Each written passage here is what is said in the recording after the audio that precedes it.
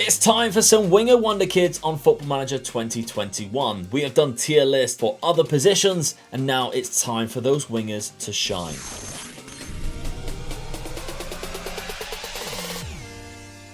And by the way, if you want to get your hands on one of these shirts, Mega Luke football shirts, let me know down in the comments if you are interested. I might introduce it to my merch line if there's enough demand for it. Just let me know. But if the winger that you're thinking about is not on this list, don't fret. There are certain requirements I have done to pick the 15 wingers that we have, and we'll look at all of them set to their maximum potential, and that's how really they might not make this list. You have to be 20 years of age or below. You have to have a fixed potential of above 165 or a potential range of 180 or above as well. So there's a lot of wingers who are in the 170 and below range that did not quite make the list. So if that's one of the players that you're thinking about, that's the reason why they're not included today. Let's take a look at the first player. First player on the list is Ansu Fati from Barcelona. Of course, the 17-year-old Spaniard has a fixed potential of 190, making him one of the best players on the list. He has very good physical attributes and technical attributes. His mental attributes are nothing to be snuffed at either, and he can play on both wings or up top, making him a very good prize possession should you add him to your arsenal. But where does he sit on the tier list? Well, I dare say he could be straight in the S tier. I'm going to stick him in the S tier for now and see how we get on later on down the list. He might have to be bumped down a peg, but he is quite phenomenal as you've seen. We'll see. Where would you have put him? Sticking in La Liga though, we have Diego Lainez, a 20-year-old Mexican playing for Real Betis. He is not quite at the level of Ansu Fati. He does have some physical attributes which are incredible, but the technicals are his big weakness here. Only 18 as we can see here in dribbling. The rest is very drab in my opinion. Playing on that left hand side as a winger, and he only has 14 for crossing. He does still have like 18 technique, and his mentals are still really good. I just don't know about this player, whether he is at that elite level. And so I'm going to stick him in the D tier. This is very harsh, I think. We'll see how it goes later on. But the D tier for now, I think Diego Lainez, I've got to put him in there. His technicals are just too poor. Now, Nico Williams is up next. Athletic Bilbao, and this guy is the brother of Iñaki Williams, who of course has played for Bilbao for many years now and is quite a famous footballer on Football Manager 2 just because of how good he is. When this guy is set to his maximum, he is far greater than Iñaki Williams, and I think he is incredible. We've done a player spotlight on him in the past, and we kind of like called him the mysterious player because he didn't have any fixed attributes, and I've seen him at 6'5", and I've seen him at 5'3". So Football Manager don't quite know enough about this player, and I've never seen this happen before, but when he is set to 180 like he is here, he is absolutely insane. There are so many 18s, so many 17s in all the right places. You can play him on the right hand side as a cutting in on the left and he would be deadly. You can play him on the left as a winger should you wish, and he's not natural in it, but if you wanted to play him up top, he could play there as well. The only thing he slightly lacks is that composure of 14. The rest of him though is absolutely incredible. I can't really see a weakness. Surely he's got to be high on this list. And even though he has a potential range of 190, I think Ansu Fati is not quite as good as Nico Williams here. I'm going to bump him down. Nico Williams is actually sitting in the S tier for me right now, just based on what we have seen there. I think he's amazing, and although he's a bit of a mystery, Ansu Fati is just, I don't know, he's great. He wasn't that great. He wasn't as good as Nico. Now, over to Jeremy Doku. This one's a bit of a peculiar one because as we can see, when he's set to his maximum, he has 20 for pace and 20 acceleration, which means he is a speed demon like Wilfried Gnonto in the striker tier list, and that usually favors a player. However, his mental attributes aren't the best, and his technicals, he only has like the good dribbling and first touch, but this guy's supposed to be a striker, although he has like 19 technique, I get that. He's supposed to be a striker and he only has 11 finishing. I know it's not the be all and end all, but I'm still quite worried about that. Only 11 for long shots as well. He's right footed, so when he does cut in, you'd expect to have better in those two attribute roles. When he has like 14 crossing, I'm not quite sure. Let's see where he sits. Personally, I think he'd probably be in this C tier. I think the pace saves him, if I'm honest. The pace does definitely save him because physicals are just unbelievable in this game.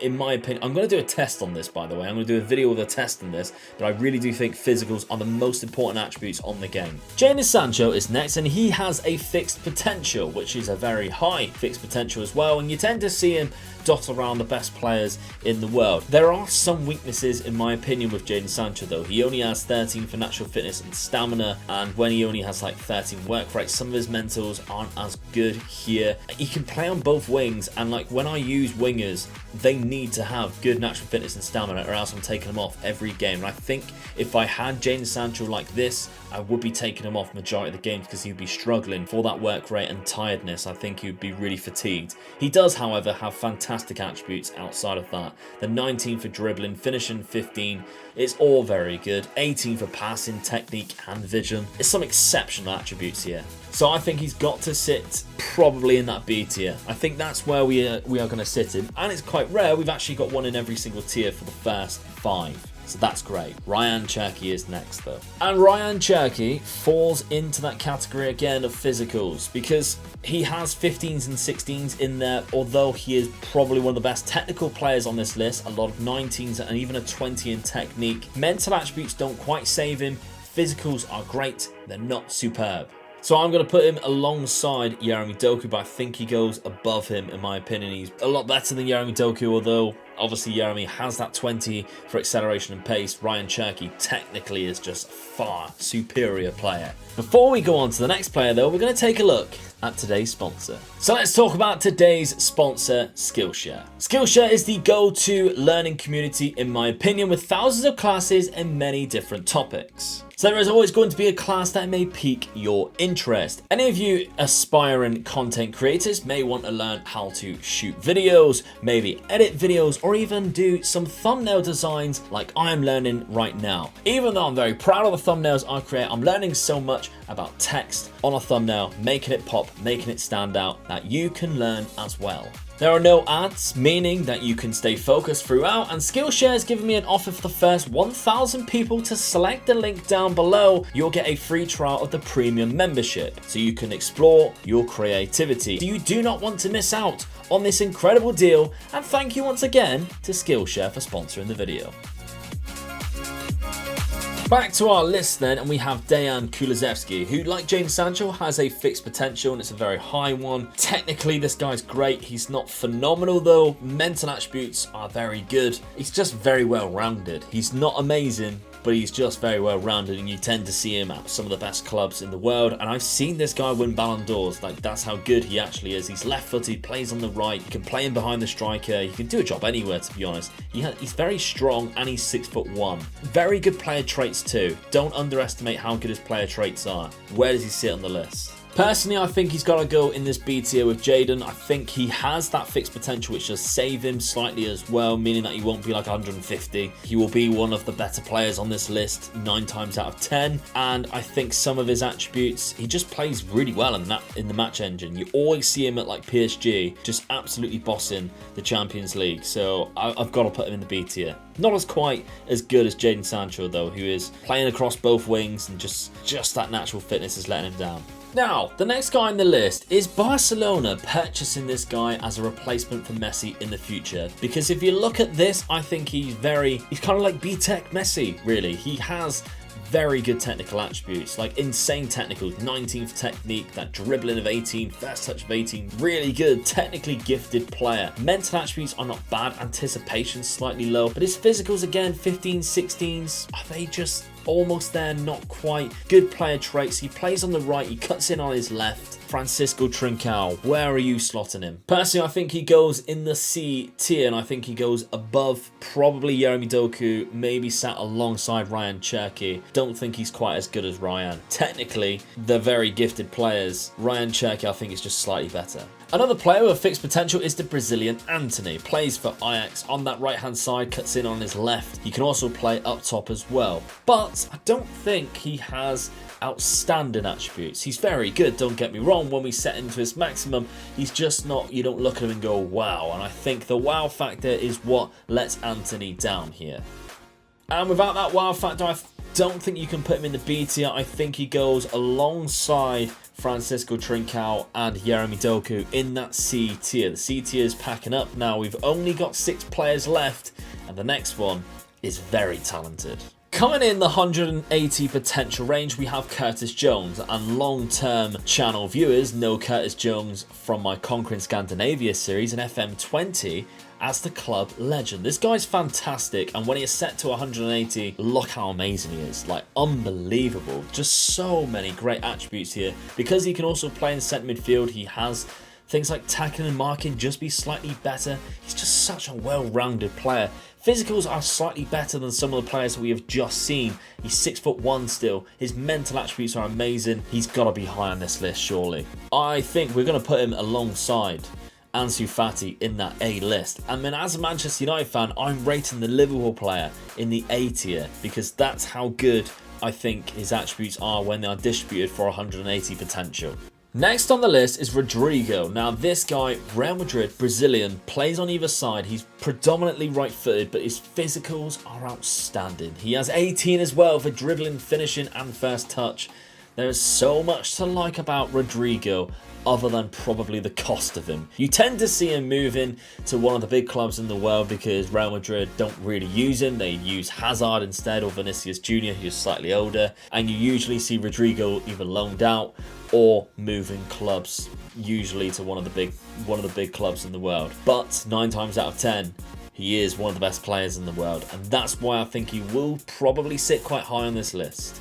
I think I have to put him in the A tier. I think just how good he is with that finishing, first touch and dribbling just means he is just so deadly, and he has the physical attributes to get him in the positions. He has the technical attributes to finish the chances when he gets there. He is going to be your star talisman, in my opinion. That's why he sits in that A tier. I think I'm going to put him above Curtis Jones as well. What would you do there?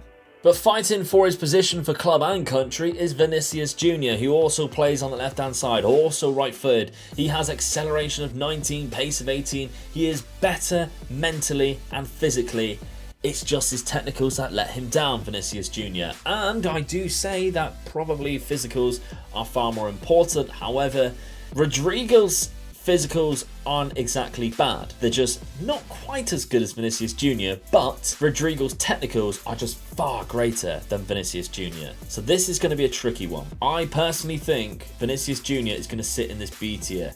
I don't think he's quite good as Rodrygo, mainly for the technical reasons. Although he has better mentals I think are the least important attribute group. Technicals are the second. Their physicals are very close to each other, but Vinicius Jr.'s technicals are nowhere near as good as Rodrygo's, and that is why he drops down a tier into the B list. Now making waves in real life is Jeremy Pino, and he's very new to Football Manager Wonderkid, only appearing in the winter update because of how good he is burst onto the scene in real life. On the game, when you set him to his maximum 180, again, he is absolutely phenomenal. He has the physical attributes. He has great technical attributes as well. He plays on both sides. He's predominantly right-footed. There's so much to like about this guy, and I really do feel like we are going to see something very special with Jeremy Pino in most games going forward for the next few years. He is just that good. And on this list, I think he sits right there above Vinicius Jr. I think he's sitting probably at the top of the B tier. I don't think the other two are going to overtake him right now unless they go above him. I think he is going to be solidified as the king of the B tier list. What do you think? Jeremy Pino, I'm a huge fan of this guy. Now the penultimate player on this list is Chelsea's Callum Hudson-Odoi. Now this time last year Bayern Munich were trying to play him, and I don't think they're going to try and buy him anymore because he's had a very poor season in real life, and I don't think he will be set to 180 potential range in next year's game either. He'll be 20 years of age, he'll probably have a fixed potential, and I don't think he'll be anywhere near 180 because of how poor of a season he's had. He does, however, when he is set there, have a lot of 17s. He has some really good physical attributes. There's just something missing, isn't there? There's just something missing. It doesn't strike me as one of the world's best players when I look at Callum Hudson-Odoi. And that's why I think he's going to sit at the bottom tier here in the D tier. I think he's above Diego Lainez because he is slightly better, but I think that's where he will sit. Nico Serrano is last though. We all know about my favourite man, Nico Serrano. Shall we just stick him up here in the S tier? above that? Or without even looking at him, shall we just stick him in there? Now, of course, we're going to judge him without our Nico Serrano blinkers on what he actually is. Now, I do think he was always better before the winter update because he was just a technical wizard. He was unbelievable. He was the next Lionel Messi. He plays, of course, for Athletic Bilbao C in the same positions as Nico Williams. He can play on both sides. He's left-footed predominantly, so he kind of tends to play as a winger. I think he has good physicals. They're not amazing, 2 for strength there, but again, that's attribute distribution gone wrong at the 180 potential range there. A lot of 17s in his mentals, very strong mental attributes. Technicals aren't as good as what we have seen before, but again, 14 for tackling, 13 for marking and long throws. It's very bizarre how sometimes that works out, and 16 for heading. You'd much rather see that up here in the finishing and probably the long shots department. Where does he sit though? I'm going to be honest, I think he will probably sit here alongside Francisco Trincao in that C tier. I know you're all expecting him to be in the S tier. Of course, he follows me on Instagram, and you should do too. Megaluke Designs on Instagram. Hello, Nico, if you're watching. I'm sorry I've put you in the C tier, but I've blown enough smoke up your ass in the videos previously. This is where you're going to sit. What do you make of this tier list? Based on what we have seen today, Nico Williams is in the S tier, better than Ansu Fati. That's going to be controversial in the comments. I can already smell it now. Can you smell a comment? Can you smell comments? But there we have it. That is my tier list of wingers. Let me know down in the comments what you think. Who would you have put in there instead of maybe one of these players? And I'll see you very soon for another video. Like, share, subscribe. See you soon. Bye-bye.